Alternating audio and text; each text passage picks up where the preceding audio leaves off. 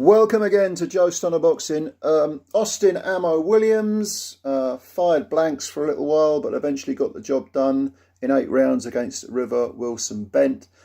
And let's talk a little bit about River Wilson Bent to start with, because he slipped to 14 wins with only 6 KOs, 3 defeats, 2 are by stoppage, and he's got 1 draw. I'd call him a, English level, British level. I mean, it wouldn't surprise me if he went on and won a British title, certainly an English title. But Ammo Williams, he's been touted as, a really big sort of Matchroon DAZN prospect, and there's no doubt the guy's got talent, but he is one of those fighters that he kind of fights in these explosive spurts, and he slips into this mode of just doing that and then doing nothing for long periods of time, and that makes him kind of easy to read and easy to deal with, because if you're not firing any punches, or you're constantly looking for, he's a southpaw, so he's looking for the backhand all the time. Very often he'll jab just with the intention of not setting up the right at the backhand, the left hand, the left cross, or he'll jab as a sort of just a little precursor to firing the left. There's no sort of rhyme or reason to the jab. It's just he'll flick it out and then bang, he'll step in. Not quite falling over the front foot, but he'll want to land that big wallop. And he did this in a previous fight, and it was against Kieran Conway. That was last year, I think, round about October or September, right? Back end of the year. And he also he fought an undefeated fighter called Simon Madsen, and he got a decision over Madsen as well. So Conway and Madsen were both unanimous decisions. But there were periods where he fell into that trap of just looking for those explosive moments, and he sort of gave away chunks of rounds which he should have otherwise been winning. Well, I can only assume that River Wilson Bent had a look at those fights, because his tactics were extremely good.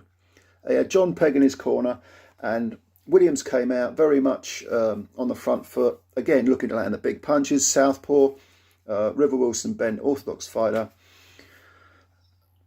And after maybe as early as the second round, I'd say certainly after the first round, maybe as early as the second, River Wilson Bent was controlling the range, or at least beginning to control it. And yeah, there was danger there, but he was able to use his own jab. Unlike Williams, he was using his own jab sensibly, productively, to control the range and to keep Williams honest.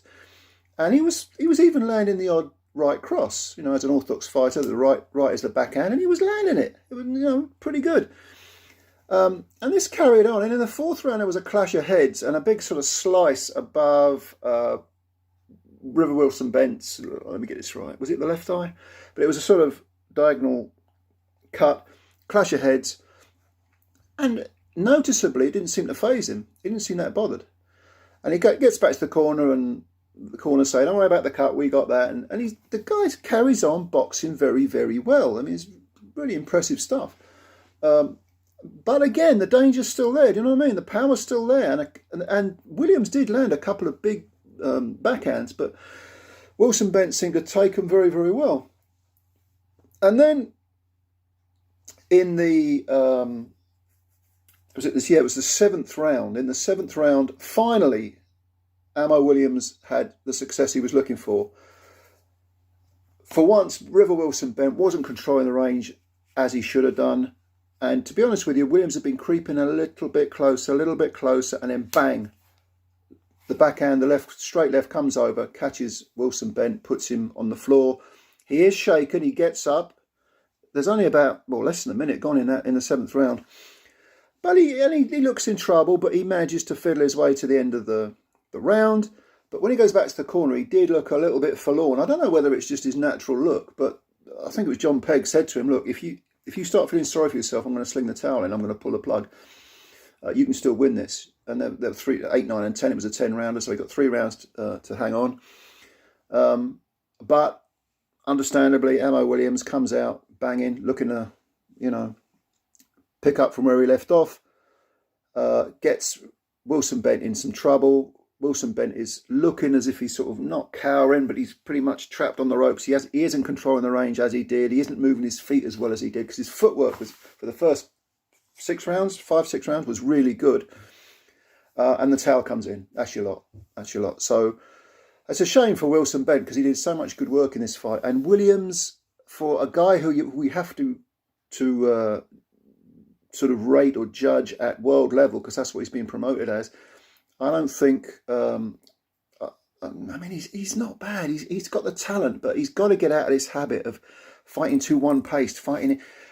Any fighter who, regardless of who's in the opposing corner, fights the same way can ultimately be read. And he's fallen in love with his power, Ammo Williams. I guess if you're called Ammo, you're going to be, aren't you? you're going to know that you've got power, but it's as old as the game itself. You've got to work for the openings. You've got to mix it up. You've got to be imaginative. If you've got a slick guy who's, clearly motivated and thinks he can win like a Wilson Bent, you've got to open him up. You've got to work for, work the body. Where was the body work from Williams? Nowhere. His jab hand, his right hand, being a southpaw, the jab hand, he was just using it as a sort of a flicking nuisance. He wasn't doing any real constructive work with it. So I think he needs to go away and have a good look at his performance, and in fact his last few performances, and decide, what am I going to do? Am I just going to be this guy who thinks he's a banger, goes out there and, tries to take everyone out with one punch? Because eventually he's going to come unstuck. Don't forget, River Wilson Bent is only in inverted commas, no disrespect to the guy, English level, British level.